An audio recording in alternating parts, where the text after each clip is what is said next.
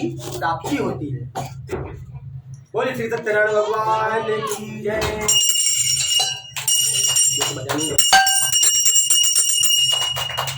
ताली नहीं बजाना है,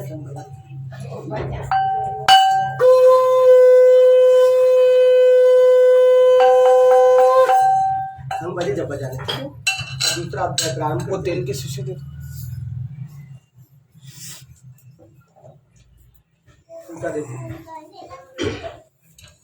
महान संत श्री सूत जी महाराज ने कहा, हे ऋषि, जिन्हें प्राचीन काल में इस व्रत को किया है उनका इतिहास मैं आपके सामने रखता हूँ। आप सब ध्यान से सुने। अति सुंदर काशीपुरी एक नगरी है।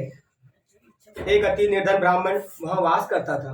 वह भूख और प्यास से बेचैन रहकर इधर उधर अपना घूमता फिरता और अपना दुखी समय व्यतीत कर रहा था।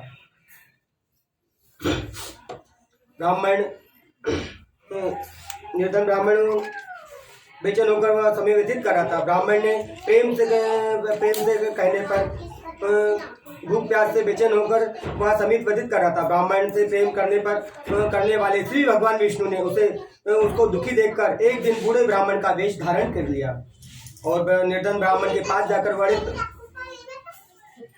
बड़े आदर से पूछा, हे ब्राह्मण, तुम इस समय दुखी क्यों हो? इस पृथ्वी पर क्यों घूम रहे हो? तब श्रेष्ठ ब्राह्मण ने अपनी व्यथा सुनाई।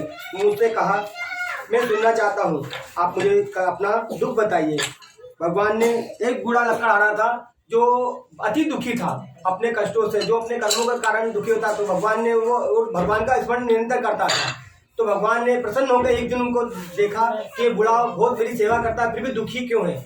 तो भगवान ने उसके पास जाकर एक ब्राह्मण का वेश बनाया और कहा कि हे ब्राह्मण देवता, आप क्यों दुखी हो, किस प्रकार दुखी हो? तो उसने ऐसी बात ब्राह्मण से पूछी। तो श्री सत्यनारायण भगवान ने कहा, आप श्री सत्यनारायण भगवान का उद्यापन कीजिए, उससे आपका कल्याण होगा। जैसे आपको कोई भी पीड़ा होती है तो आप आपस में पूछते तो कोई तो फलाने डॉक्टर के पास चले जाओ, तेरा कल्याण होगा। ऐसी बातें अपन आपस में कर लेते हैं तो उससे अपना को फायदा लग ही जाता है। तो भगवान स्वयं उसके पास आके पूछते हैं कि हे ब्राह्मण देवता, आपको क्या कष्ट है? तो उसने उसकी निर्धनता प्रभु के सामने रखी और प्रभु ने उसे छोटा सा उपाय बताया कि आप श्री सत्यनारायण भगवान का उद्यापन कीजिए। अपनी व्यथा सुनाना चाहता हूँ। कष्टों से घिरे हुए उस ब्राह्मण ने कहा, मैं निर्धन हूँ और भूखा भी हूँ और भिक्षा के लिए पृथ्वी पर मारा फिरता हूँ। हे प्रभु, यदि आप मुझे इस मुक्ति पाने का कोई उपाय बताएं तो कृपया करके मुझे बताने की कृपा कीजिए। तब वृद्ध ब्राह्मण का रूप धारण किए हुए श्री भगवान विष्णु बोले, हे ब्राह्मण, तुम श्री सत्यनारायण भगवान का मनोवांछित फल देने वाला यह व्रत उद्यापन कीजिए, विधि पूर्वक करें, जिसके करने से मनुष्य सब दुखों से मुक्त हो जाता है। और दरिद्र ब्राह्मण को व्रत का संपूर्ण विधान बतलाकर बूढ़े ब्राह्मण का रूप धारण करके श्री सत्यनारायण भगवान अंतर्ध्यान हो गए।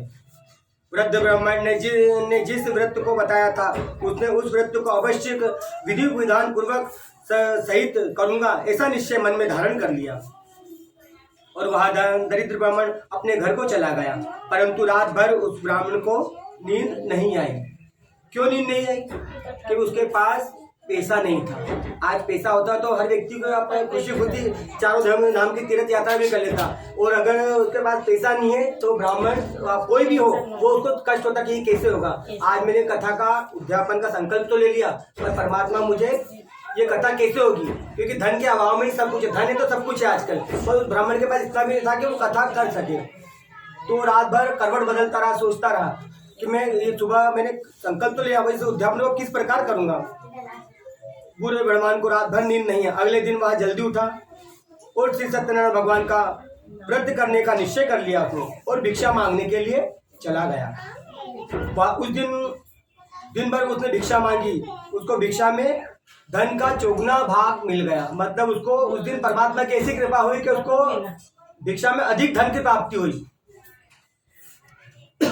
अधिक धन की प्राप्ति हुई। पूजा का सारा सामान उसने उधर से ही खरीद लिया। आकर अपने घर पे अपने बंधु सहित और विधि पूर्वक श्री सत्यनारायण भगवान का उसने व्रत किया। इस व्रत करने से गरीब ब्राह्मण अब हर कष्टों से छूट गया और वह कुछ ही दिनों में उसकी काया पलट हो गई और वह धनवान से धनवान हो गया। उस समय वह ब्राह्मण हर मास हर मास श्री सत्यनारायण भगवान का उसने संकल्प कर लिया कि मैं हर महीने श्री सत्यनारायण भगवान का उद्यापन करूंगा। ऐसा उसने मन में संकल्प कर लिया। आज कोई को भी अगर कुछ फायदा होता है तो अपन कहते हैं ना, मैं फलाने मंदिर में जाता हूँ तो मैं हर मंगलवार जाऊंगा, हर बुधवार जाऊंगा, हर गुरुवार। तो उसने ऐसा उसका फायदा हुआ तो उसने श्री सत्यनारायण भगवान का हर महीने व्रत उद्यापन करने का संकल्प कर लिया। भगवान व्रत की शास्त्र विधि अनुसार श्रद्धा पूर्वक करूंगा यह, और वह सब कष्टों से छूटकर मोक्ष की प्राप्ति हो गई। उसने जब तक जीवन रहा, जब तक उसने बस श्री सत्यनारायण भगवान के भजन स्मरण किया, उसके कारण उसको मोक्ष की प्राप्ति हो गई। जो मनुष्य श्री सत्यनारायण भगवान का व्रत तथा कथा करता है वह सब कष्टों से छूट जाता है। इस तरह श्री नारद जी ने श्री सत्यनारायण भगवान का व्रत कहा। यह व्रत मैंने तुमसे कहा है। श्री कृष्ण ब्रह्मण बोले, अब आप और मैं क्या सुनना चाहता हूँ, मुझे सुना बताइए।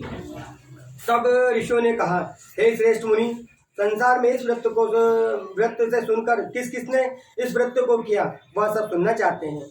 मुनि ऐसा सुनकर श्री सूत जी महाराज जी ने कहा, हे मुनिगण, जिसने इस व्रत को किया है उस सब की कथा सुनिए। एक समय वह धनहीन ब्राह्मण